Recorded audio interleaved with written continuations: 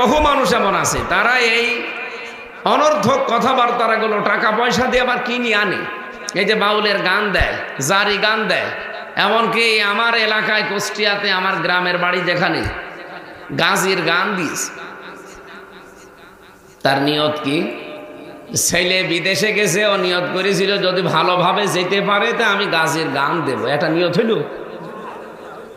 আমারে জানানোর পরে আমি ওসি সাহেবকে বললাম, দেখেন ওরা গাজির গান মানে বোঝেন মেয়ে লোককে পুরুষ বানাবে আর পুরুষকে মহিলা বানাবে, জিনিসপত্র লাগিয়ে শাড়ি ব্লাউজ পরিয়ে নাচাবে আর রাতের বেলা উল্টাপাল্টা জিনিস খাবে। আপনি একটু লক্ষ্য করে দেখবেন এগুলো যেন না হয়, কারণ আমার 3-4 বাড়ি পরে এ হলে দোষ আসবে যে হুজুররা এগুলো করাচ্ছে।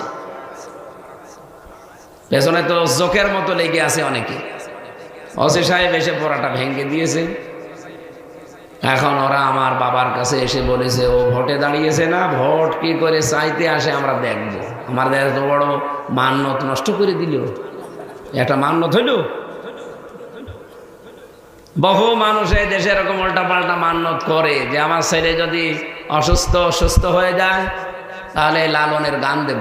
নাউজুবিল্লাহ, এরা আসলে জানে না এই লাহওয়াল হাদিস, সবগুলো লাহওয়াল হাদিস। এগুলো মানুষ করে কেন? লিউদিল্লাহ আন সাবিলিল্লাহি বিগাইরি ইলম, যেন মানুষদেরকে তারা আল্লাহর পথ থেকে ফিরিয়ে রাখতে পারে। ওয়াত্তাখিদাহা হুজওয়া, তারা আল্লাহর আয়াতগুলোকে হাসি তামাশা এগুলোই পরিণত করে দিয়েছে। এদের জন্য আল্লাহ একটা শাস্তিও দিয়েছে, উলাইকা লাহুম আযাবুম মুহিন। আল্লাহ মনে হচ্ছে এভাবে দেখাচ্ছে, উলাইকা লাহুম, এদের জন্য আযাবুম মুহিন, অপমানজনক শাস্তি আল্লাহ রেডি করে রেখেছে। সুতরাং কোনো বাউল ফাউল, কোনো জারি গান, কোনো লালনের গান, কোনো গাছির গান অন্তত এই 92% মুসলমানের দেশে আর হবে না। যারা এগুলো এতদিন করেছেন, বুঝে করেছেন না বুঝে করেছেন আমরা জানি না, আগামীতে এগুলো হবে না। যে সংস্কৃতির নামই দেন, কেউ কেউ জানাচ্ছে যে বাউল গান নাকি বাংলা সংস্কৃতির ঐতিহ্য। কোথায় পেয়েছেন আপনি? ইতিহাস আপনি বানাবেন নাকি? আমি নিচে নামলাম না, ঠিক আছে। সুতরাং যারা আওয়াজ শোনার পরে অহংকার করে আসলেন না তাদের তো ক্ষতি হচ্ছে। আর যারা এসেছেন, আল্লাহ রাব্বুল আলামিন বলেন যারা এসেছে এদের দায়িত্ব কি? আনজালনা ইলাইকাল কিতাবা বিদ্দিকরি লিতুবায়্যিনা লিন-নাসি মা নুযিলা ইলাইহিম ওয়া লাআল্লাহুম ইয়াতাফাক্কারুন। কোরআনে কারীমের শ্রোতা যারা এখানে বসে আছে, যারা শুনতে এসেছে, তাদের দায়িত্ব কি? রব্বুল আলামিন বলেন যখন তাদের সামনে কোরআনের আয়াত স্পষ্ট ব্যাখ্যা বিশ্লেষণ করা হয়, এই মানুষগুলো যেন এই কথা নিয়ে বাড়ি যেয়ে চিন্তা ভাবনা করে। আমার বলার দরকার বলে গেলাম, আপনি শোনার দরকার শুনে চলে গেলেন না। আপনার দায়িত্ব দিয়েছে আল্লাহ, বাড়ি যেয়ে এই কথাগুলো নিয়ে চিন্তা ভাবনা করবেন। কথা বলেন না কেন? এটা সূরা নাহালের ভেতরে 44 নম্বর আয়াতের শেষের দিকে পাবেন, 14 নম্বর পারা 11 নম্বর পৃষ্ঠা 4 নম্বর লাইনে আছে। এখন আমরা যারা শুনতে আসে নাই, জানলাম তাদের জন্য যন্ত্রণাদায়ক শাস্তির ঘোষণা আছে। যারা অহংকার করে আসলেন না, যারা শুনতে এসেছেন তারা তো ঝামেলায় পড়ে গেলেন। এখন যদি আপনি এগুলো না মানেন, চিন্তা ভাবনা না করেন, এখন যারা আমরা বলতে এসেছি আমাদের দায়িত্ব কি? আগে শুনলাম যারা আসে নাই, এখন শুনলাম যারা এসেছেন, এবার আমরা যারা বলতে এসেছি এরপরে বলবো যারা এই আয়োজন করেছে কমিটি। কোরআনে কারীম জানাচ্ছে কিতাবুন উনজিলা ইলাইকা ফালা ইয়াকুন ফি সাদরিকা হারাজুম মিনহু লিতুনযিরা বিহি ওয়া যিকরা লিল মুমিনিন। রব্বুল আলামিন বলেন এই একটা কিতাব হে নবী আপনাকে আমি দিলাম, শুধু চুমা খাবেন আর মাথার উপরে রেখে দেবেন না। কি করবেন এটা নিয়ে? হারাজুম মিনহু লিতুনযিরা বিহি, এ কোরআন দিয়ে যখন মানুষদেরকে সতর্ক করবেন তখন আপনার মনের ভেতরে যেন কোনো সংকীর্ণতা না আসে।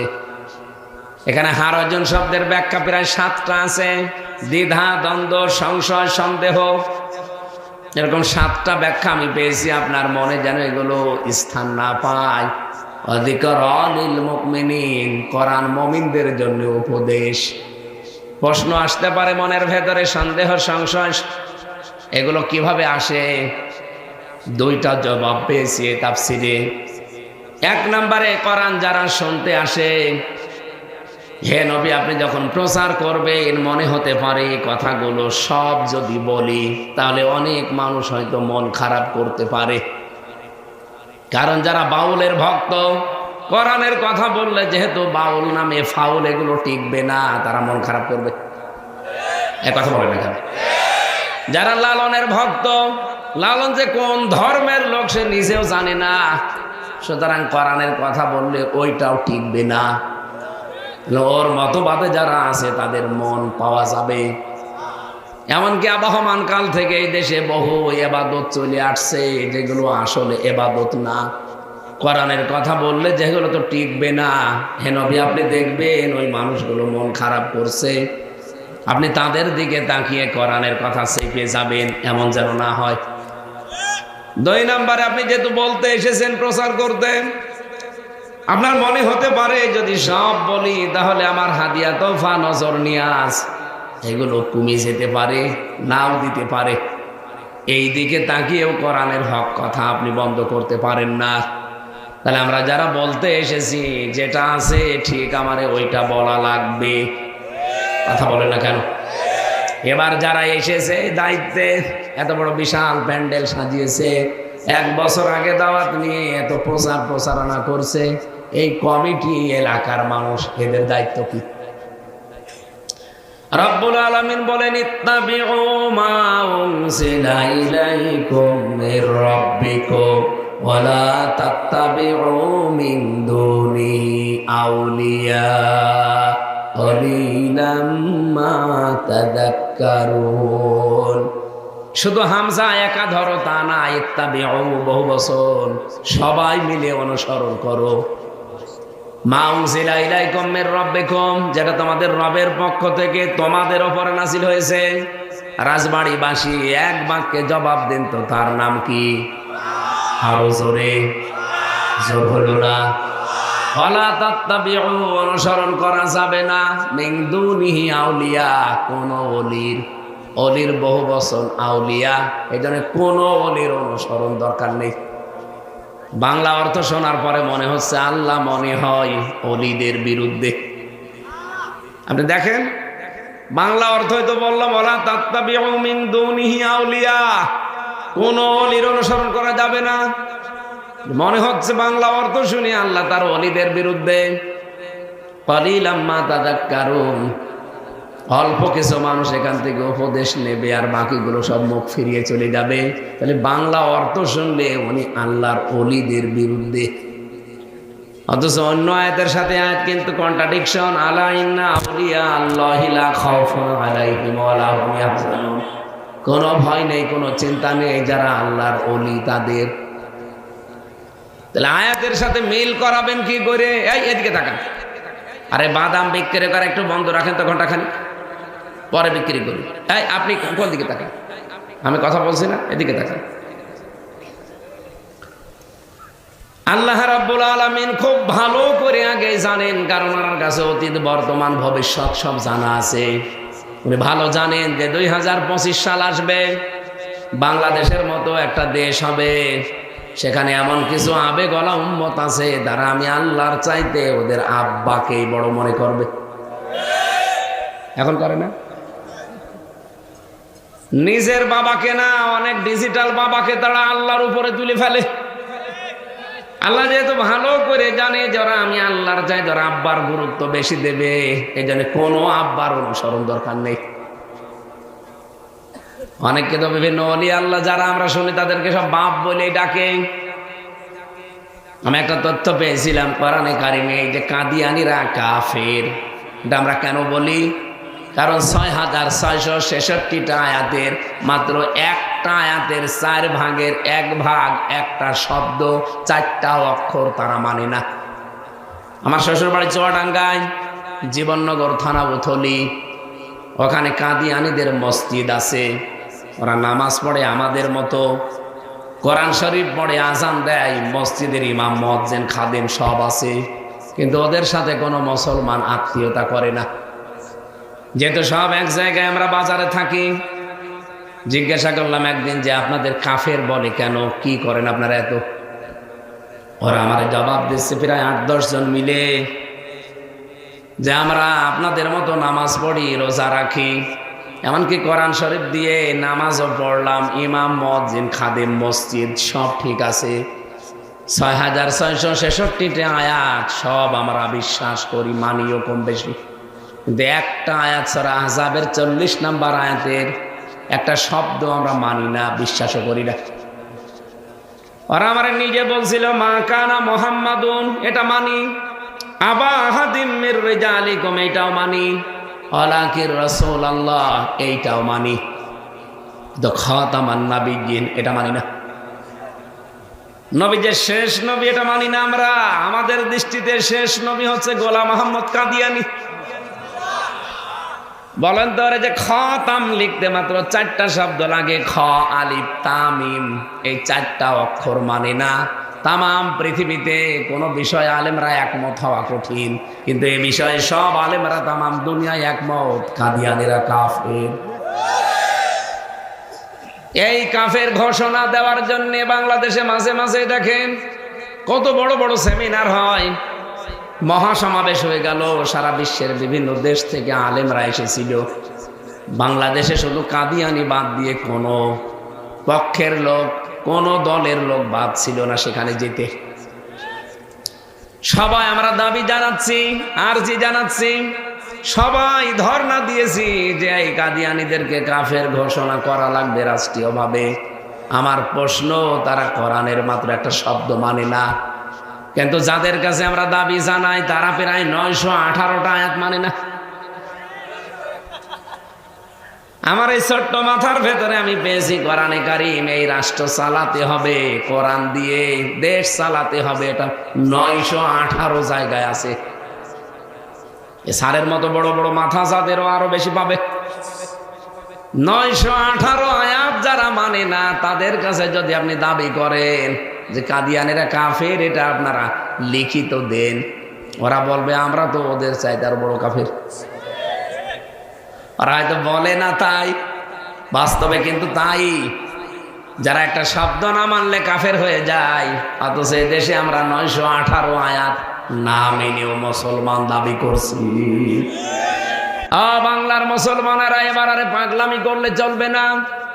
যেই কলম দিয়ে কাদিয়ানীদের কাফের ঘোষণা দেওয়া হবে লিখে, এবার মুসলমানেরা ওই কলমের মালিক হতে চায়।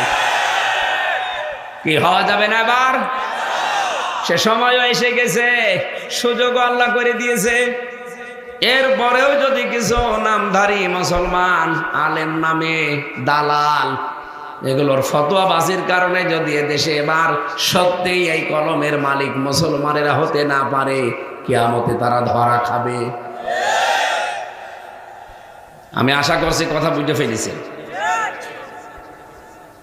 রব্বুল আলামিন শুধু আমাদের কাছ থেকে না, আমি এই যে আলেম বসে আছে যারা এদের জিজ্ঞাসা করেন, কোরআনে হাদিসে বহু মাসলা মাসাইল আছে যেগুলো তামাম পৃথিবীর মুসলমানেরা একমত না, অনেকটাই। শুধু বাংলাদেশে একমত না এরকম আছে, কিন্তু কাদিয়ানীরা কাফের, তামাম দুনিয়ার সব মুসলমান একমত। আল্লাহ রাব্বুল আলামিন শুধু আমাদের কাছে না, এই পৃথিবীতে যত নবী পাঠিয়েছিলেন প্রত্যেকের কাছে অঙ্গীকার নিয়েছেন। ওয়াইযা আখাযাল্লাহু মিসাকান নাবিয়্যিনা লামা আতাইতুকুম মিন কিতাবিন ওয়া হিকমাতিন সুম্মা জাআকুম রাসূলুন মুসাদ্দিকুল লিমা মাআকুম লা তুমিনুন্না বিহি ওয়া লা তানসুরুন্না। আখিরি আয়াত সূরা আলে ইমরানের 81 নম্বর আয়াতে আছে। রব্বুল আলামিন বলেন, স্মরণ করেন ওই সময়ের কথা যখন আমি আল্লাহ প্রতিটি নবীর কাছে, নাবিয়্যিনা বহু বচন আছে, প্রতিটি নবীর কাছে এই অঙ্গীকার নিয়েছিলাম, লামা আতাইতুকুম মিন কিতাবি ওয়া হিকমাতিন, তাদের কাছে যে কিতাব আর হিকমত আমি আল্লাহ দিয়েছি, সুম্মা জাআকুম রাসূলুন মুসাদ্দিকুন লিমা মাআকুম, তাদের কাছে একজন রাসূল আসবে পরবর্তীতে। এই রাসূল এসে তাদের এই সমস্ত কিতাবের সহিফার ওই হিকমতের এগুলোর সত্যতা প্রমাণ দেবে জাতির কাছে, পৃথিবীর উম্মতদের কাছে। লা তুমিনুন্না বিহি ওয়া লা তানসুরুন্না, তাদের দায়িত্ব লামে তাকিদ নুনে সাকিলা দিয়েছেন, তারা যেন বিশ্বাস করে ওই নবীর উপরে এবং তাকে যেন সাহায্য করে। আল্লাহ পাক বলেন ক্বালু ক্বালা আ'আকরারতুম ওয়া আখাযতুম আলা যালিকুম ইসরি ক্বালু আ'আকরারনা ক্বালা ফাশহাদু ওয়া আনা মা'আকুম মিনাশ শাহিদিন। যে অঙ্গীকার নিলাম তোমাদের কাছে এর উপরে কি তোমরা টিকে থাকবে? এই যে আমার নবীকে তোমরা ঈমান আনবে নবীর প্রতি এবং তাকে সাহায্য করবে, বিষয় কি তোমরা টিকে থাকতে পারবে? তারা প্রত্যেক নবী জবাব দিয়েছে আমরা পারবো, আমরা সাক্ষী দিলাম। ক্বালু আকরারনা, আমরা স্বীকার করলাম। রব্বুল আলামিন বলেন তাদের কথা শোনার পরে আমি ছেড়ে দেইনি। ক্বালা ফাশহাদু, আমি বলেছি সাক্ষী থাকলাম আমি। ওয়া আনা মা'আকুম মিনাশ শাহিদিন, এবং তোমাদের সাথে আমার ফেরেশতারাও সাক্ষী আছে। নবীদের কাছে যে নবীর স্বীকৃতি আল্লাহ নিয়ে তারা স্বীকারও করেছে, অথচ আমরা সেই নবীর উম্মত, এখনো অনেক উম্মত নবীকে আদর্শ হিসাবে স্বীকার করে না। কথা বুঝে ঠিক বলছেন না না বুঝে চিল্লাচ্ছে? ফামান তাওয়াল্লা বাদা যালিকা ফাউলাইকা হুমুল ফাসিকুন।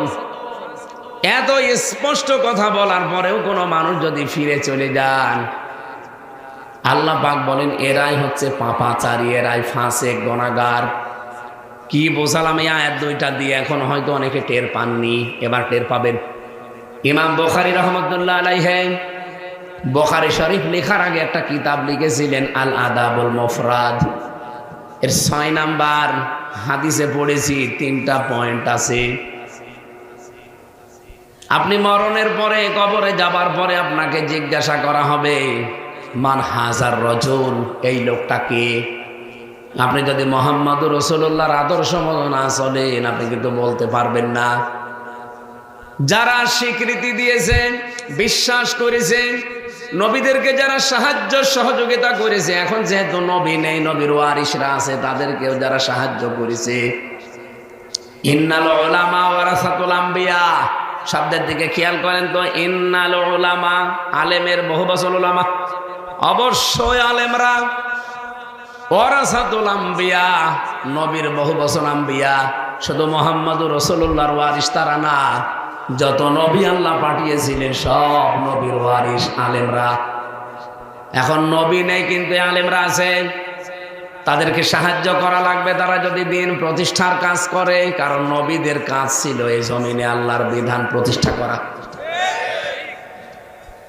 এত সহজ বাংলায় বলার পরেও যদি কেউ না বোঝার ভান করে থাকেন, আমার মনে হয় ওরে ঝড়ি কোদাল ছাড়া বোঝানো যাবে না। ঝড়ি কোদাল নিয়ে আসে। এখন নবীরা নেই, তাদের নায়েব আছে, উত্তরাধিকারী আছে, আলেমরা। তারা সব নবীর ওয়ারিস, উত্তরাধিকারী। তারা মাস্ট বি, আপনাকে তাদের সাহায্য করা লাগবে। সুতরাং দুনিয়াতে যারা বিশ্ব নবী এবং তার অনুসারী ওয়ারিস, তাদেরকে সাহায্য করে নাই, তাদের কথা মতো চলে নাই, কবরে যাবার পরেও লোকটা বলবে লা আদরি, আমি জানি না, চিনি না। কিন্তু যদি সত্যি আপনি আয়াতগুলো মেনে চলতে পারেন, নবীরা যেমন স্বীকৃতি দিয়েছিল, বিশ্বাস করেছিল, সাহায্য করেছিল, ওই রকম যদি কেউ করতে পারে, কবরের ভেতরে সে দেখে বলবে হাদা নাবিয়ুনা মুহাম্মাদুর রাসূলুল্লাহ। রাজবাড়িবাসী পাশের জেলা, তো এই জন্য মায়া মহব্বত আপনাদের প্রতি আমার বেশি আছে। আপনাদের আমি বাঁচাতে চাই। আজকেই ঠিক করে নেবেন, যার আদর্শ ঠিক নেই। এক কাফের বানাতে যদি আর এক কাফের কাছে ধর্ণা দেওয়া যায়, যারা 918 আয়াত বিশ্বাস করে না, মানে না, ওরা এদের চাইতেও বড় কাফির। সুতরাং এখন আর ওই কাজ করা যাবে না, সব ভুলে যান, নবীর উম্মত সব এক হয়ে যান। এবার আমরা যে কলম দিয়ে লিখিত দেওয়া হবে কাদিয়ানীরা কাফের, ওই কলমেরই মালিক হয়ে যাব। আমরা লিখে ফতোয়া দেব কাদিয়ানীরা কাফের। রাজি আছেন না আপনারা? আর এটা করতে হলে কি লাগবে আপনি জানেন না? এই যে সংসদ ভবনে এই 54 বছরে আমরা এখনো 151 জন কোরআন বুকে নেওয়া মানুষ পাঠাতে পারিনি, এই জন্য আমরা এটা লিখতেও পারিনি। 18 জন একবার পাঠিয়েছিলাম, 18 জনে তো হয় না, 151 জন লাগে। সুতরাং এবার হারুন সাহেব, হামজা সাহেব, এরকম মানুষ 151 জন আমরা পাঠাতে চাই। কাদিয়ানের কাফের আমরা লিখে দেব। এরকম 151 জন পাঠান, এটার জন্য আর মহাসমাবেশ করা লাগবে না, ধর্ণা দেওয়া লাগবে না। সারা পৃথিবীর মানুষ এক জায়গায় হলেও এটা কায়েম হবে না, শুধু 151 জন হলেই কায়েম হয়ে যাবে। এই সুযোগকে কেউ যদি মনে করেন যে না এটা রাজনীতি, এটা দুনিয়ার কাজ, এটা ধান্দাবাজি, এদিকে আসেন, আসেন।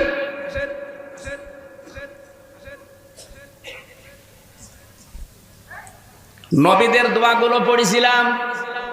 হযরত সুলাইমান নবী দোয়া করেছিলেন, ক্বালা রাব্বি গফিরলি ওয়া হাবলি মুলকান লা ইয়ানবাগি লি আহাদিন মিন বা'দি ইন্নাকা আনতাল ওয়াহ্হাব।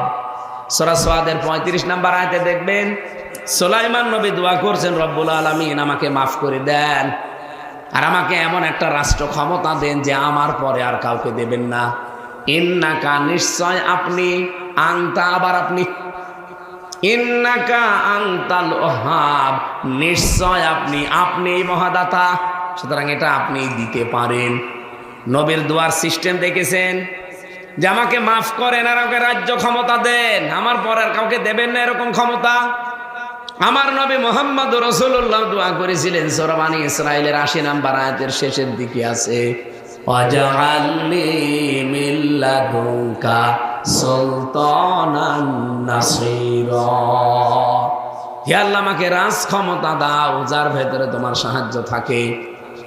হযরত ইউসুফ নবী দোয়া করছেন, 55 নম্বর আয়াত আছে সূরা ইউসুফের, ক্বালা রাব্বি জাআলনি মুকিমা, ক্বালা রাব্বি জাআলনি খাযাইনিল আরদ ইন্নী হাফিজুন আলীম।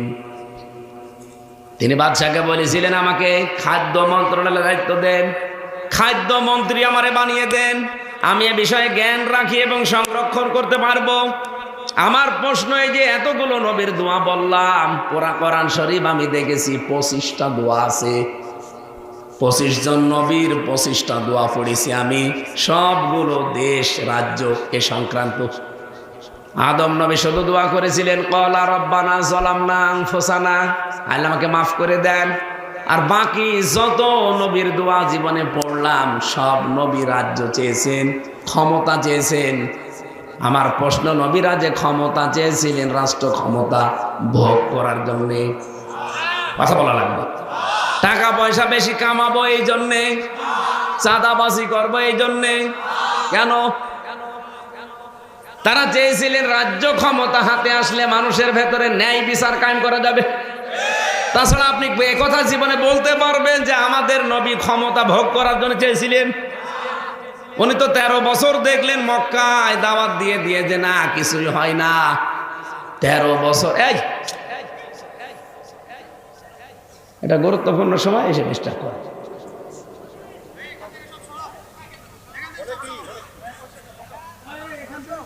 এই ভাই, আপনার জন্য আমার কথা এলোমেলো হয়ে গেল। আপনি কি মানুষ না কলেরা? বসেন, এদিকে তাকান। এই আবার ওঠে কারা এরা? মোবাইল বন্ধ করে রাখেন ঘন্টা খানেক, নাকি শেষ করে দেবো? বিশ্বনবী মুহাম্মদুর রাসূলুল্লাহ ক্ষমতা ভোগ করার জন্যে, টাকা পয়সা কামাই করার জন্যে, দুনিয়ায় আরামে থাকবেন এজন্য তিনি আল্লাহর কাছে ক্ষমতা চাননি, রাষ্ট্র ক্ষমতা চেয়েছিলেন মানুষের ভেতরে ন্যায় বিচার করার জন্য। আল্লাহর কসম আমি কোরআন হাতে নিয়ে বলতে পারি, যদি মন থেকে দেশে যারা জামাত ইসলামী করে তারাও ক্ষমতা ভোগ করার জন্য, টাকা পয়সা কামাই করার জন্য, ক্ষমতা পাওয়ার খাটাবে এই জন্য রাজনীতি করছে না, করছে আল্লাহর বিধান জমিনে কায়েম করার জন্য। এর বাইরে যদি কারো মন থাকে তারা ভোট দেবেন না। এর বাইরে যদি হারুন সাহেবের মন থাকে যে না মাল কামাবো, জীবনও ভোট দেবেন না। এরকম মন যে নেই তার প্রমাণ আমাদের প্রবসরী যারা মাওলানা নিজামী, এই কথা বলেন না কেন? মাওলানা নিজামী রহমতুল্লাহ আলাইহির জীবনের দিকে তাকান। একটা মন্ত্রী ছিল, আপনি বোঝেন মন্ত্রী কি? আপনাদের এই আসনে যিনি ছিলেন এরকম মন্ত্রী না, রেল মন্ত্রী। উনি ছিলেন শিল্পমন্ত্রী, দেশ যারা কন্ট্রোল করে তার ভেতরে একজন। কৃষি মন্ত্রী, খাবার এই যে মুখে চলে আসে যাদের মাধ্যমে এই বাংলাদেশে 5টা গুরুত্বপূর্ণ মন্ত্রণালয় আছে, তার ভেতরে 2টা উনি চালিয়েছেন, একটা শিল্প, একটা কৃষি। আমি কি বেশি বলছি? এরপরে অর্থ একটা আছে, স্বরাষ্ট্র একটা আছে, পররাষ্ট্র একটা আছে, এই 5টা। এই 5টার ভেতরে গুরুত্বপূর্ণ উনি 2টা চালিয়েছেন 5 বছর। এ আল্লাহর কি দয়া, 5 বছরে তার 4 আনা দুর্নীতি পাওয়া যায়নি। কিন্তু কোন পর্যায়ের মানুষ ছিলেন? আমি জেলখানায়, আপনাদের রাজবাড়িতে বাড়ি, মুরগি ফার্ম আছে না, ওই জায়গায় বাড়ি, ওই কারারক্ষের কুতুবউদ্দিন, ওই লোকটা আমাকেও পাহারা দিয়েছিল জেলে। আমার বলছিল, হামজা ভাই, মাওলানা নিজামীর যেদিন ফাঁসি হবে তার 1 দিন আগে ওনার একটা পছন্দের খাবার ওনার দলীয় লোকজন বলেছিল ঢুকিয়ে দিতে। আমি তো একদম ছোট চাকরি করি, কারারক্ষী, আমার দ্বারা সম্ভব না। জেলা সুপারে বলবো, তারা 2জনই হিন্দু, দেবদুলাল আর সুব্রত বালা, সব আল্লাহর ওলি না? ওদের বললে তো দেবে না। ওনাদের আমি বুদ্ধি দিলাম যে এক কাজ করেন, সুবেদার আছে আব্দুল হামিদ, ওরে বললে কথা শুনবে, কিন্তু লোকটা একটু লোভী, ওরে আপনি একটু অফার দিয়েন। ওনারে বলেছে আপনি কি এই খাবারটা ঢুকিয়ে দিতে পারবেন, কারণ কালকে মাওলানার ফাঁসি। যা পারবো, 10 প্যাকেট সিগারেট লাগবে। তাই দিস খাবারটা ঢোকান। ওদের কায়দা কৌশল আছে, তো ঢুকিয়েছে। ভেতরে নিয়ে ওনারে দিয়েছে যে স্যার, কালকে রাত 10টায় একে আপনার ফাঁসি, এটা একটু খেয়ে নেন। কি? আপনার পছন্দের খাবার। উনি খাবার হাতে পেয়েই বলেছিলেন, সুবেদার সাহেব, এটা কি বৈধভাবে ঢুকিয়েছেন না অবৈধভাবে? বলছেন না, এটা তো বৈধভাবে ঢোকানো, জেল কোর্ট অনুযায়ী সম্ভব না, এটা অবৈধভাবে ঢুকিয়েছি। আপনি খান, আপনার জন্য জায়েজ আছে। যে আপনি কি ফতোয়া পাচ্ছেন আমার সামনে? কালকে আমার ফাঁসি, আরে হারাম খাবার খেয়ে আমি আল্লাহর সামনে দাঁড়াবো, আপনি বিশ্বাস করলেন কি করে? ফেরত নিয়ে যান।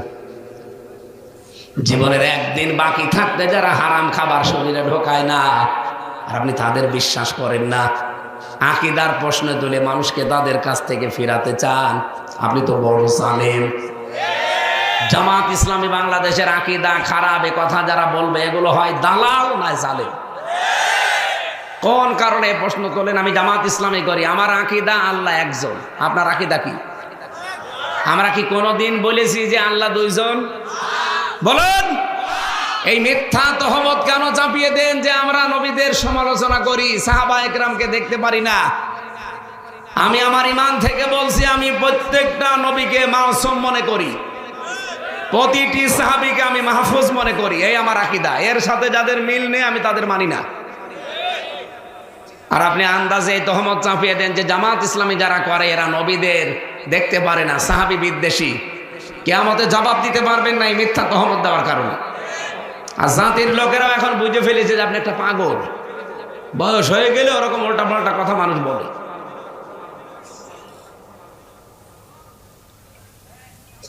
রাজবাড়িবাসী, আমি যেটা বোঝাতে চাই এখান থেকে, নবীদের সমস্ত দোয়াগুলোর সামারাইজ যেটা, তারা দুনিয়া ভোগ করার জন্য না, তারা যে ন্যায় বিচার কায়েম করার জন্য এটা চেয়েছিলেন। বাংলাদেশে 54 বছর চলছে। সাইদি সাহেব ওয়াজ করতে করতে মরে গেল, আমরাও শেষ হয়ে যাচ্ছি। কত হুজুরের হাট নষ্ট হয়ে যাচ্ছে ওয়াজ করতে করতে। যত ওয়াজ হয় তত চুরি বাড়ে, যত ওয়াজ হয় তত সুদ বাড়ে, যত ওয়াজ হয় তত বেপরদা বাড়ে। 54 বছর আগে এই দেশে চুরি বন্ধ হয়ে যেত যদি সূরা মায়েদার 38 নম্বর আয়াতটা আমরা সংসদে কায়েম করতে পারতাম। আস-সারিকু ওয়াস-সারিকাতু ফাকতাউ আইদিয়াহুমা। আয়াতটা যদি সে 71 সালে 72 সালে সংবিধানে আমরা যদি এটা লিখে সংসদে কায়েম করে দিতে পারতাম, বাংলাদেশে চুরি বলে কিছু থাকতো? বলেন বলেন। অভাবের চুরি হলে হয়তো তার স্বভাব ভালো করে দিতাম, আর যদি স্বভাবের চুরি হয়তো হাত থাকতো না। একটা দেখলে এই পোড়া চোরগুলো এমনি ভালো হয়ে যেত। এই জন্য আমরা কোরআন হাদিস বুঝে এ পথে এসেছি।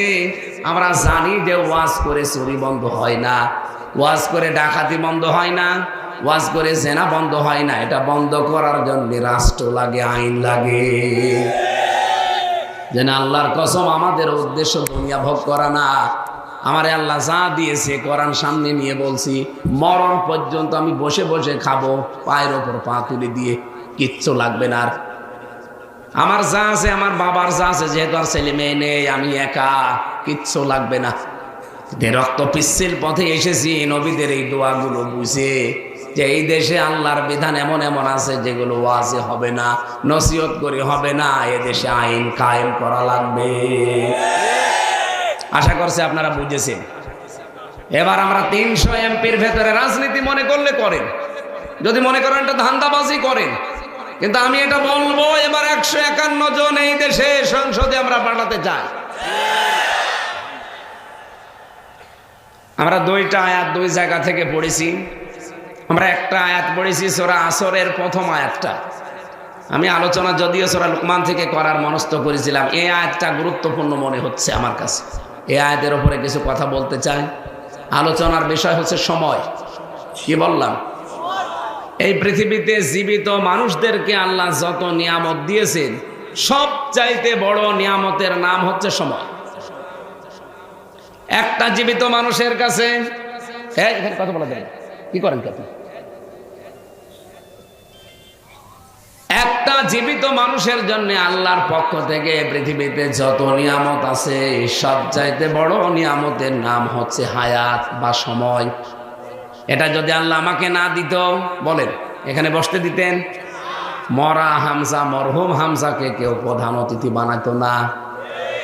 এখানে হারুন সাহেবের বলেন, ওনাকে আল্লাহ এই নিয়ামতটা যদি না দিয়ে মায়ের পেট থেকে ওই জায়গা থেকে নষ্ট করে দিত, উনি এখানে আজকে প্রধান অতিথি হয়ে বসতেন। কারণ মরা মানুষকে কেউ প্রধান অতিথি বানায় না। মাওলানা আব্দুল মাসেদ, উনি যত বড় আলেম হোক, আল্লাহ যদি ওনারে হায়াত নামে এই মহা দৌলতটা না দিত, ওনারে আজকে সভাপতি বানাতেন। তাহলে আমাদের জীবনে সবচাইতে বড় দামি জিনিসের নাম হায়াত, সময়। এটা যখন হেলায় খেলায় নষ্ট করবেন, হারিয়ে যাবে। যখনই চোখ বন্ধ হয়ে যাবে, তখন আফসোস যা শুরু হবে, ওই আফসোসের আর শেষ নেই। রব্বুল আলামিন আমাদেরকে সতর্ক বাণী দিয়েছেন, হাত্তা ইযা জাআ আহাদাহুমুল মাউতু ক্বালা রাব্বিরজিউন। আল্লাহর কাছে বলবে, যখন কোনো মানুষের কাছে মরণ চলে আসে, পেছনের দিকে তাকিয়ে বলবে, আল্লাহ আমাকে একটু সময় দাও, আমাকে ফিরিয়ে দাও। আমি যদি এবার ফিরিয়ে যেতে পারি, লাআল্লি আমালু সালিহান ফিমা তারাকতু কাল্লা ইন্নাহা কালিমাতুন হুয়া কাইলুহা ওয়া মিন ওয়ারাইহিম বারযাখুন ইলা ইয়াউমি ইউবাসুন। যে একবার এবার দুনিয়ায় সময় পাই, আমি আর হেলায় খেলায় নষ্ট করব না, আমি ভালো হয়ে যাব। আল্লাহ তখন বলবেন, ক্বালা কাল্লা, কখনো না। ক্বালা কাইলুম মিনহা, এটা তোর কথার কথা। এরকম কথা জীবনে বহু বলেছিস, একটাও ঠিক রাখিস নাই। কথা বলে না কেন? তোর জন্য একটা পর্দার আড়ালে একটা জগৎ আছে, তার নাম বারজাখ, কবরের জগৎ। ওখানে পড়ে থাক। নির্ধারিত সময় যেদিন হবে কিয়ামতে, আমি তোরে ডাক দিয়ে তুলবো। ওই কিয়ামতের ময়দানে আমার আল্লাহ বলেন, ফাইদা নুফিখা ফিস সূরি ফালা আনসাবা বাইনাহুম ইয়াউমাইযিন ওয়ালা ইয়াতাসাআলুন।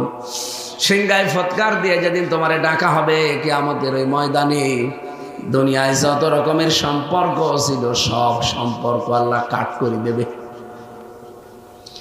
আনসব দিয়েছেন নসবের বহু বচন, তোমার দলীয় সম্পর্ক, আত্মীয়তার সম্পর্ক আর রক্তের সম্পর্ক, যত রকমের সম্পর্ক সব কাট হয়ে যাবে। আপনি দেখেন দুনিয়ার এই জীবনে সবচাইতে বেশি ভালোবাসে মানুষ তার মা বাবাকে, এরপরে তার স্ত্রীকে। যতই ভালোবাসুক বলেন এই মানুষগুলো পর হয়ে যায় কিনা? মা বাবার অবাধ্য হয়ে যান, তাদের কোনো ক্ষতি করেন, দেখেন আপনাকে তেজ্য পুত্র করে দেবে। এক কথা বলেন না কেন? স্ত্রীকে আপনি যে ভালোবাসেন, কালকে যদি আপনার বউর সাথে তালাক হয়ে যায়, আজকে আপনার বউ এ পৃথিবীর সবচাইতে বড় শত্রু হয়ে যাবে। এমনকি সে দেন মোহরের টাকাও মাফ করবে না, বলে টাকা দেন। আর আমি তো দেখেছি মেয়ে লোকের কাছে কেউ যদি টাকা ধার করে, ও ছাতা 5 বার দিলেও শোধ হয় না। এই জন্য মেয়ে লোকের কাছে টাকা ধার করা ঠিক না। আমার নিজেরটা তো দেখেছি, একবার যদি 200 টাকার কোনো সময় নিয়ে থাকি, 5 বার দেওয়ার পরও নাকি শোধ হয় না।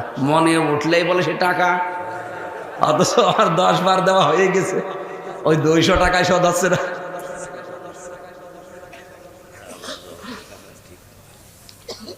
বলেন তো, কালকে যারা আপনি আই লাভ ইউ বললেন, জানের জান বলে ডাকলেন, বিকালে তালাক দিয়ে দিয়েছিলেন, আজকে সকালে তার সাথে দুনিয়ায় সবচাইতে বড় খারাপ শত্রু হয়ে যাবে সে। দুনিয়ায় যদি খালি একটা কথার কারণে তালাক হয়ে গেলে সে বড় শত্রু হয়, কিয়ামতের দিন আপনার বউকে আপনি দেখবেন কিন্তু সে আপনার দিকে তাকাবে না। কোরআনে কারীম জানিয়েছে, ওয়ালা ইয়াসআলু হামিমুন হামিমান ইউবাসসারুনাহু। মুখামুখি দেখা হবে, সামনাসামনি, অন্তরঙ্গ বন্ধু পর্যন্ত আপনাকে জিজ্ঞাসা করবে না যে বন্ধু কেমন আছেন। এরকম কঠিন অবস্থা আসার আগে নিজেকে পাল্টাও। কালকে যাকে আব্বাজান বলেছিলেন, শ্বশুর আব্বাজান, মেয়ে তালাক দিয়েছেন কালকে বিকালে, আজকে সকালে দেখা হলে আপনাকে আদর করবে, বাংলা গাল দেবে, বলবে এই তার বর্ষায় আকার লয়াকার, এদিকে আয়। আমি কি বেশি বললাম? আপনি বউ তালাক দিয়ে শ্বশুরের কাছে যে বলে তো আব্বা কেমন আছেন, জীবনেও জবাব দেবে না। বলবে তোর আব্বা ছিলাম গতকালকে পর্যন্ত, যার জন্য আব্বা বলবি সেই তো নেই। কিসের আব্বা? তুই আমার তাল বর্ষা একার লয়াকার। যে শালা শালি আপনাকে এত ভালোবেসে দোলা ভাই বলে ওর বোনটাকে তালাক দিয়ে দিয়েছেন, আজকে ওরা আপনার এই দুনিয়ায় সবচাইতে বড় শত্রু। হ্যাঁ, আমি কি বানিয়ে বলছি? তালাক দিয়ে দেখেন, স্বামীর স্ত্রীর ক্ষেত্রে এইটা। আল্লাহ রাব্বুল আলামিন দুনিয়ার এই জীবনটাকে আমাদের সামনে এনেছেন একটা উদাহরণ দিয়ে। এদিকে তাকান, আল্লাহ পাক বলেন, ইয়ালামু আন্নামাল হায়াতুদ দুনিয়া লাইবু ওয়া লাহাবু ওয়া যিনাতু ওয়া তাফাখুরুম বাইনাকুম ওয়া তাকাসুরুম ফিল আমওয়ালি ওয়াল আওলাদ। ইয়ালামু ইলম থেকে এসেছে, জ্ঞানের চক্ষু দিয়ে, দৃষ্টি দিয়ে ভালো করে জেনে রাখো দুনিয়ার জীবন। আন্নামা, আন্না বা ইন্নার পরে মা আসলে বাংলা অর্থ হয় কেবলমাত্র, একমাত্র, শুধুমাত্র, প্রকৃতপক্ষে, হবে এইটাই। আল্লাহ বলেন প্রকৃতপক্ষে একমাত্র দুনিয়ার জীবনটা খেলাধুলা, রং তামাশা ছাড়া কিছুই না। এখানে শুধু প্রতিযোগিতা হয়, আমি ওর চাইতে সন্তান আদি সম্পদ আদি কি করে বৃদ্ধি করব, শুধু এই প্রতিযোগিতা। বলেন তো, এখানে 100 বছর আগে আমরা কেউ ছিলাম, 100 বছর পরে কেউ থাকবো? এই যে মাঝখানে যে সময়টা চলে গেল, মাত্র এই 200 বছর পরে আমার মনে হয় এই রাজবাড়ি পাংশা এলাকায় আপনার নামও কেউ আর নেবে না। এটার নাম দুনিয়া। অথচ এখানে তাফাখুরুম বাইনাকুম চলছে, ও তাকাসুরুম ফিল আমওয়ালি ওয়াল আওলাদ চলছে। আল্লাহ একটা উদাহরণ সেট করেছেন, কামাসালি গায়সিন আজাবাল কুফার নাবাতুহু সুম্মা ইয়াহিজু ফাতারাহু মুসফাররা সুম্মা ইয়াকুনু হুতামা। কৃষকরা চাষ করে, ফলাদি ফসলাদি যখন বড় হয় দেখতে বেশ ভালোই লাগে, আশ্চর্যান্বিত হয়ে যায়, তাকে আন্দোলিত করে, আনন্দ দেয়। কিছুদিন পরে এই ফসল কাটার পরে দেখবেন হলুদ বর্ণ হয়ে যায়, শুকিয়ে যায়। আল্লাহ বলেন সুম্মা ইয়াকুনু হুতামা, ওটা খড় কোটায় পরিণত করি। এমনকি এমন অবস্থা করে দেয় মানুষ ওটা পুড়িয়ে ফেলতে পারলে বাঁচে। এত সুন্দর করে 6 মাস আপনি পরিশ্রম করে ফল গাছ বানিয়েছেন, গম গাছ, ধান গাছ, এত শ্রম দিয়ে দিয়ে শেষগুলো কেটে নিয়ে এবার ওই খড়কোটাটা কোনো কাজে লাগানো দূরের কথা, আগুন লাগিয়ে দিলে আনন্দ পায়, কারণ পরিষ্কার হচ্ছে। আল্লাহ এখানে হুতামা শব্দটা দিয়েছেন এ কারণে। আমি তাফসীর পড়তে গিয়ে দেখলাম আল্লাহ কেন হুতামা দিলেন। হুতামা একটা জাহান্নামের নাম। ওমা আদরাকা মাল হুতামা, হে নবী আপনি কি জানেন হুতামা কি? নারুল্লাহিল মুকাদা, এটা আল্লাহর চালানো আগুন। আল্লাতী তাত্তালিউ আলাল আফইদা, এটা যেখানেই লাগবে আগে কলিজায় পৌঁছিয়ে যাবে। আল্লাহ খড়কোটার সাথে হুতামা শব্দ দিয়ে ইঙ্গিত দিয়েছেন এ কারণে। আপনি দেখবেন খড়কোটার এক মাথায় আগুন লাগালে সঙ্গে সঙ্গে আর এক মাথায় চলে যায়, দেখেছেন? এক মাথায় আগুন লাগিয়েছেন, আর এক মাথায় যেতে 2 দিন সময় লাগবে। কতটুকু? 2-3 সেকেন্ডে চলে যাবে আর এক মাথায়। আল্লাহ পাক বলেন জাহান্নামে হুতামা আমি যাদেরকে দেব, যারা এখান থেকে শিক্ষা নেবে না যে দুনিয়ার জীবনটা একটা ছলনা, ধোঁকা, প্রতারণা। এরকম যারা মনে না করে দুনিয়া নিয়ে পাগল থাকবেন, জীবনের গুরুত্বপূর্ণ সম্পদ সময়টা যারা সঠিকভাবে কাজে লাগাবে না, আমি তাদের জন্য বলছি জাহান্নামে হুতামার মতো অবস্থান করব। অফিল আখিরাতি আযাবুন শাদীদ, আখিরাতে মহা শাস্তি তার জন্য, কঠিন শক্ত শাস্তি। মাগফিরাতুম মিনাল্লাহি ওয়া রিদওয়ান, কিন্তু যারা এখান থেকে শিক্ষা নিয়ে দুনিয়ার জীবনকে বুঝবে যে আসলে এটা খেলতামাশা, এটা ধোঁকাবাজি, প্রতারণা, ছলনা, এটা বুঝে যারা দুনিয়ার জীবন চালাতে পারবে তাদের জন্য 2টা পুরস্কার। 1 নম্বরে আমি আল্লাহ তাদেরকে ক্ষমা করে দেব, 2 নম্বরে আমি তাদের উপরে সন্তুষ্ট হয়ে যাব। আমাল হায়াতুদ দুনিয়া ইল্লা মাতাউল গুরুর, ও পৃথিবীবাসী ভালো করে জেনে রাখো দুনিয়ার জীবনটা কিন্তু খেলাধুলা, প্রতারণা, ছলনা ছাড়া আর কিছুই না। যেহেতু আমাদের দুনিয়ার সবচাইতে বড় সম্পদের নাম, যারা ইংরেজি লাভ করে বিয়ে শাদী করেছেন দেখেন কি ঝামেলায় আছেন। অনেকে আছে তার স্ত্রীর কাছে গোলামের মতো। একটু হাত তুলে দেখান তো কারা করেছেন। এলাকায় মনে হয় বিয়ে শাদী হয় না, আলহামদুলিল্লাহ। ইংরেজি লাভের কি করুন অবস্থা। আপনি কলেজে, স্কুলে, বিশ্ববিদ্যালয়ে যে দেখেন টয়লেটের ভেতরে একেবারে মনে হচ্ছে পড়ে আছে বাপ মানে, খালি প্লাস প্লাস। কথা বলছেন এখন। ইংরেজি লাভ করা কি বিয়ের আগে জায়েজ না হারাম? কত মানুষ কসম দেয় তাই হারাম প্রেমিকার মাথায় হাত দিয়ে, বলে তোর মাথায় হাত দিয়ে কসম করছি জীবনে তোরে ভুলে যাব না, অথচ মাথায় হাত দেওয়া হারাম। বিয়ের আগে মহিলার মাথায় হাত দেওয়া তোর জন্য জায়েজ আছে? কিসের কসম দিলি? যারা এরকম কসম দিচ্ছেন বা দেবেন, কসম রক্ষা করার দরকার নেই, কারণ কসমই তো হারাম।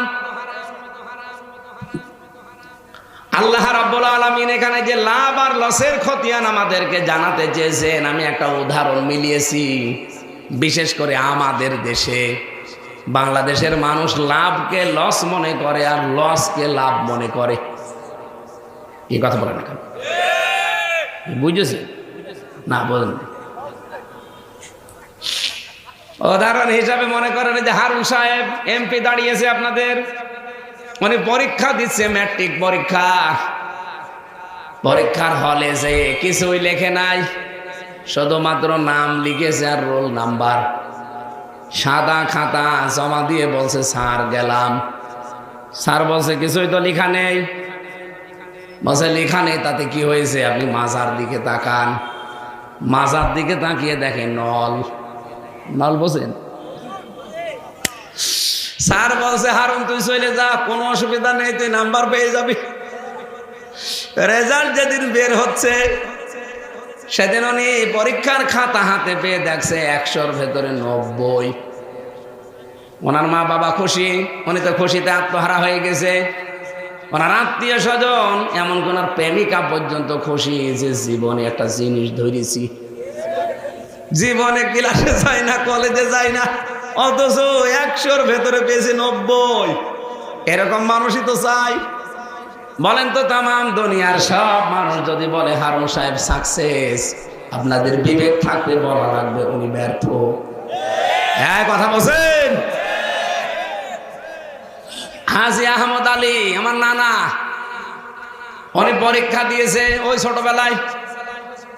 কারো তা দেখে না, কারো কাছে জিজ্ঞাসাও করে না, যতটুকু যোগ্যতা আছে ঠিক লিখেছে, কিচ্ছু বলে না, কারো সাথে কথাও বলে না, এদিক ওদিকে তাকায়ও না, যোগ্যতা যতটুকু আছে অতটুকুই লিখেছে। পরীক্ষায় রেজাল্ট দেওয়ার পরে পেয়েছে মাত্র 33। ওনার মা বাবা নারাজ, ওনার বন্ধু বান্ধব যারা আছে সব নারাজ। কি করলি? 33। একটা কথা হলো, এত টাকা পয়সা তোর পেছনে খরচ করে তুই 100-র ভেতরে মাত্র 33। তামাম পৃথিবীর মানুষ ওনাকে বলবে যে ওনার দিয়া কিচ্ছু হবে না, উনি ব্যর্থ। বিবেক থাকলে আপনারে বলা লাগবে উনি হারুনের চাইতে সফল। কারণ অত পেয়েছে 90 না লিখে, আর উনি লিখে এত কিছু করে মাত্র 33। তারপরও এটাই আসল নাম্বার। আর আরেকজন পরীক্ষা দিয়েছে, যে আজকের দ্বিতীয় বক্তা হুসাইন, ও পরীক্ষার আগে প্রশ্নপত্র হাতে পেয়েছিল, লেখা ছিল যে 10টা প্রশ্নের ভেতরে 5টা প্রশ্নের উত্তর দেওয়া লাগবে। যেহেতু আগে হাতে পেয়ে গেছে এই জন্য 2-3 জনকে দিয়ে লিখিয়েছে। 8-10 পৃষ্ঠা লেখা শেষ। ওখানে পরীক্ষায় যে 3 ঘন্টা একাধারে বই দেখে দেখে দাড়ি কমা ফুল স্টপ সব শেষে উত্তর চাওয়া হয়েছে 10টার ভেতরে 5টা। পর্যাপ্ত সময় ছিল, 10টার ভেতরে 10টাই লিখে দিয়েছে। পরীক্ষায় যেদিন রেজাল্ট হচ্ছে সেদিন পেয়েছে 100-র ভেতরে 200। সারা পৃথিবীর মানুষ আশ্চর্য, জিজ্ঞাসা করছে স্যার এ যত ভালো ছাত্র হোক 100-র ভেতরে 99 না 100 পেতে পারে, ও 200 পায় কি করে? স্যার বলছে ও ছেলে পায়, আমি করবো কি? কারণ এর লেখা তো ওর না, এ তো আগের রাতে লেখা। কারণ ওর লেখার ধরন তো আমি জানি, ওর হাতের লেখাও আমি চিনি, কিন্তু এ তো অন্য মানুষ দিয়ে লেখা। 5টা চেয়েছি উত্তর 10টাই লিখে দিয়েছে। মনের মতো নকল করেছে, তাও বই দেখে দেখে দাড়ি কমা ফুল স্টপ কিচ্ছু বাদ যায়নি। যেহেতু আগের রাতে সময় পেয়েছে এই জন্য 153 জন আগে ঘোষণা দিয়েছে। কারণ জানে যে আমার অন্তত 50-এর উপরে থাকা লাগবে, 150 তো পাওয়া লাগবে। সেখানে 153 জন অলরেডি ঘোষণা দিয়ে রেখেছে যে অন্তত ফেল করার কোনো সম্ভাবনা নেই। এমন কায়দা করে লেখা, আমি যে কলম চালাবো কোথায়? কোনো জায়গা পাচ্ছি না। দাড়ি কমা ফুল স্টপ পর্যন্ত দেওয়া, কারণ বই দেখে দেখে লেখা। এই জন্য আমি কাটতে কাটতে কিছুই পাইনি, 100-র ভেতরে 200 দিয়ে দিয়েছি। আর রাজবাড়িবাসী আমি হাসির জন্য বলি নাই, তামাম দুনিয়ার মানুষ যদি বলে হোসাইন সাহেব সফল, আপনাকে বলা লাগবে বিফল। আরো আসতে বলেন তো, এই যে 3 জনের নাম বললাম এর ভেতরে সব চাইতে বড় সফল হাজী সাহেব। আমার নানা তো এই জন্য বলছে। রাজবাড়িবাসী আজ লাভকে আমরা ক্ষতি মনে করছি, ক্ষতিকে লাভ মনে করছি। রব্বুল আলামিন বলেন পৃথিবীতে সব চাইতে বড় ক্ষতিগ্রস্ত কারা জানো? খাসিরাদ দুনিয়া ওয়াল আখিরা, যালিকা হুয়াল খুসরানুল মুবিন।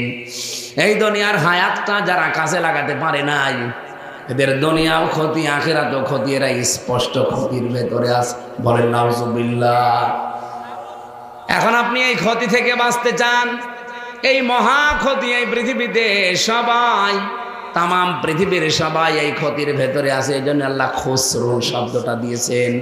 ইন্নাল ইনসানা লাফি খুসর, অবশ্যই পৃথিবীর সব মানুষ এই ক্ষতির ভেতরে আছে। এখানে আল্লাহ যদি খুসরান না দিয়ে লোকসান দিতেন, আরবিতে লোকসান বলা হয় এমন ব্যবসাকে। 1 লাখ টাকা দিয়ে আব্দুল মজিদ সাহেব ব্যবসা করছিলেন। 5 বছর ব্যবসা করার পরে দেখা যাচ্ছে ওনার লাভ হয়নি, কিন্তু 1 লাখ টাকা আছে।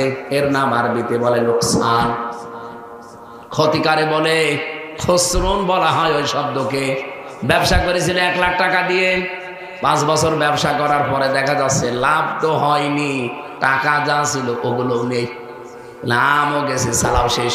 এর নাম খুসরুন। এই পৃথিবীতে সব চাইতে বড় ক্ষতিগ্রস্ত হচ্ছে যাদের ঈমান নেই, তাদের আমও নেই, সালাও নেই।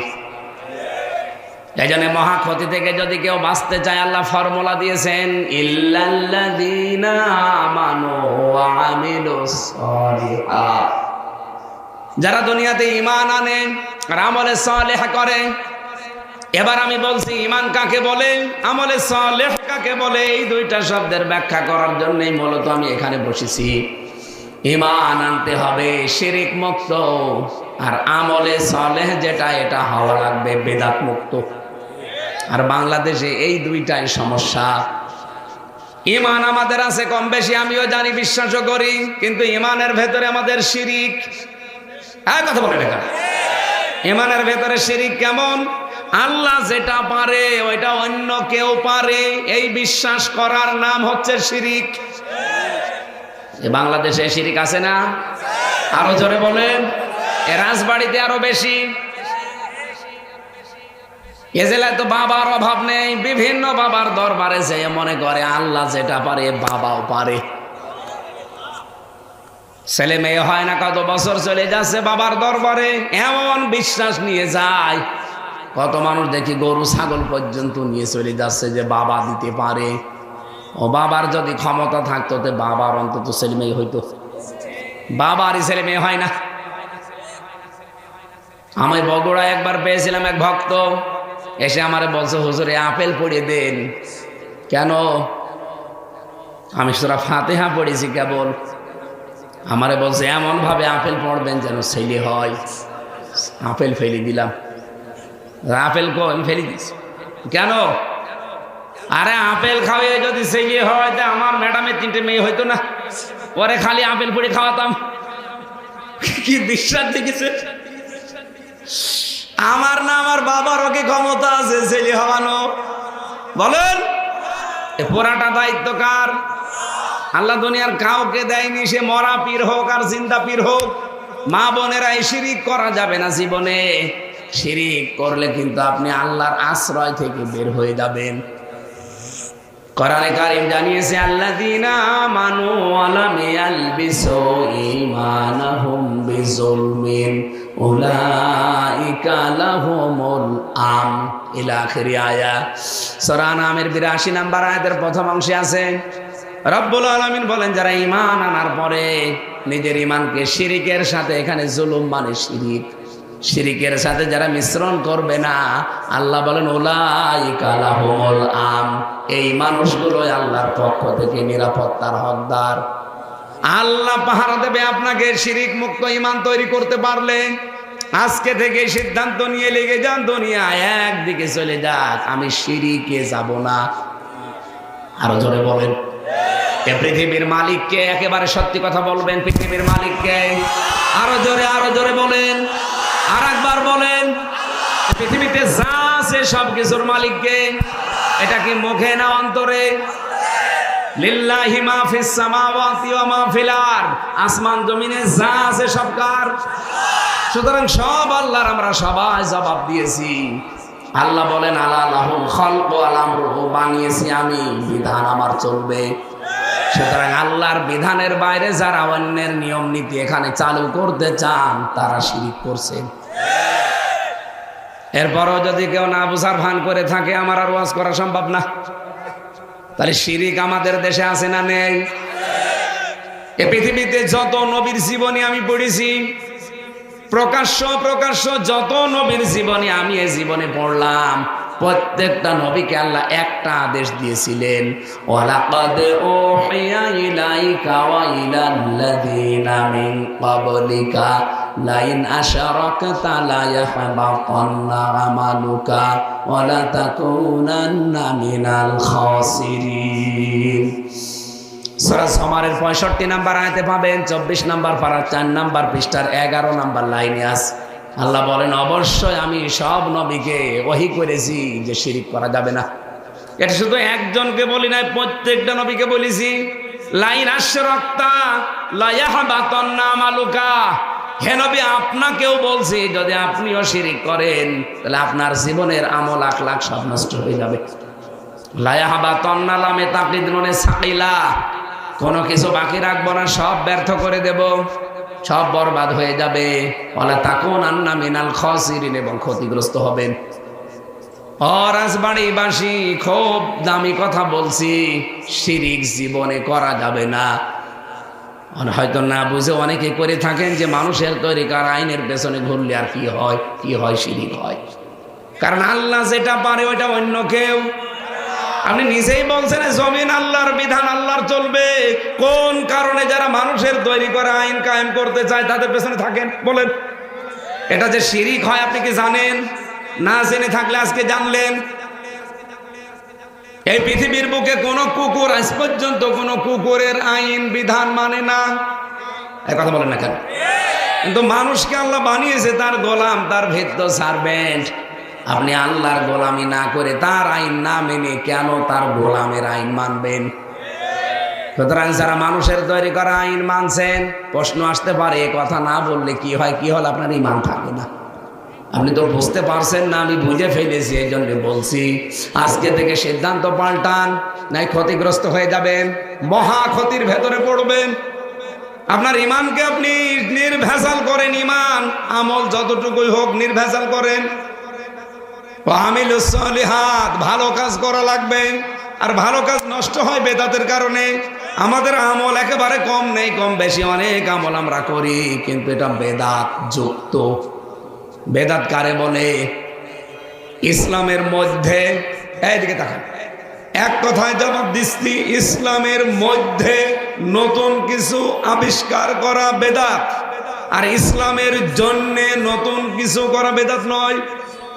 আপনাদের রাজবাড়িতে এই যে পাংশাতে মনে করেন 100 বছর আগে একটা মসজিদ বানিয়েছিল এ আব্দুল মাজেদ মাওলানার বাবারা, দাদারা। ওই মসজিদটা এখনো কি সেই খড়কোটা দিয়ে টিন দিয়ে আছে? এখন 2 তলা 3 তলা বানিয়েছে, বিউটিফাই করেছে, মোজাইক পাথর দিয়েছে, টাইলস লাগিয়েছে, এসি দিয়েছে, ফ্যান দিয়েছে। এগুলো কি 200 বছর আগে ছিল? আরো জোরে বলেন। তাহলে এই যে মসজিদটা এতদিন যায় আর বিউটিফাই করে, এটা কি ইবাদতের মধ্যে না ইবাদতের জন্যে? জন্যে। ইবাদতের জন্য যা করবেন, এই যে আমি মাইক ব্যবহার করছি, এটা ইবাদতের মধ্যে না, এটা ইবাদতের জন্যে। আমি এই কথাটা এখানে মুখে বললে খুব বেশি হলো 200 হাত দূরে যেত, এখানে বললে এটা 2 কিলোমিটার দূরে চলে যাচ্ছে। এটা আমি ব্যবহার করছি, কিন্তু আজকে ইবাদতের মধ্যে না, ইবাদতের জন্যে। এই থিওরিটা মনে রাখবেন, তাহলে আপনার ইবাদত নষ্ট হবে না। আপনার আমল যেটা, হ্যাঁ, ইসলামের মধ্যে যদি আপনি কিছু করেন, যেমন জিকির আল্লাহ পাক ইবাদত হিসাবে দিয়েছেন। জিকিরের শব্দ আছে আলাদা 4টা, সুবহানাল্লাহ, আলহামদুলিল্লাহ, আল্লাহু আকবার, লা ইলাহা ইল্লাল্লাহ। এর বাইরে যদি কোনো শব্দ আপনি যোগ করে বলেন যে না এইটাও ইবাদত, যেমন হো হো তৈরি করে নিলেন, তাহলে এইটা ইবাদতের জন্য করলেন না মধ্যে? এই মধ্যেটা মনে রাখবেন আর জন্যটা মনে রাখবেন। কেউ আপনাকে ধোঁকা দিয়ে বোকা বানিয়ে ইবাদত নষ্ট করাতে পারবে না। এই জন্য মহা ক্ষতি থেকে বাঁচতে হলে আপনার ইবাদত হওয়া লাগবে বেদাত মুক্ত। কথা বলে না কেন? অথবা সাউবিল হাক্কি, রব্বুল আলামিন বলেন, হ্যাঁ, ইবাদত যদি কেউ করতে চাই আল্লাহর বিধান থাকা লাগবে আর তরিকা থাকা লাগবে আমি রাসূলুল্লাহ। আমি মনে করলাম আল্লাহর বিধান আছে, আমি করব না।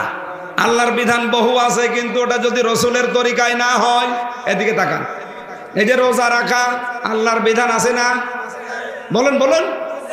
এখন যদি মনে করেন আমি মন মতো রোজা রাখবো, হিন্দুরাও তো রোজা রাখে, ওরা উপোস থাকে, ওদের মতো রোজা রাখলে হবে? খ্রিস্টানরা রোজা রাখে, ইহুদিরা রোজা রাখে, ওদের মতো রোজা হবে না। রোজা রাখবে মোহাম্মদ রাসূলুল্লাহর মতো। এই জন্য ইসলাম মানতে গিয়ে সব সময় দেখবেন আল্লাহ কি বলেছে, রসুল কি করেছে। তাছাড়া কোন বাবা কি বলেছে, কোন আকাবির কি বলেছে, এগুলো শয়তানের কথা, কাফেরদের কথা।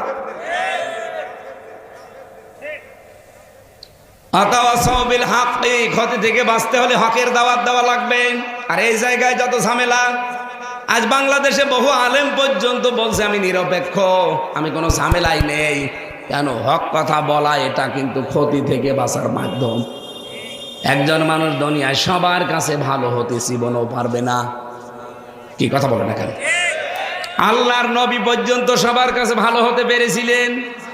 আরো জোরে বলেন। তিনি যদি না পারে, আপনি কি তার চাইতে বড় আলেম হয়ে পড়েছেন?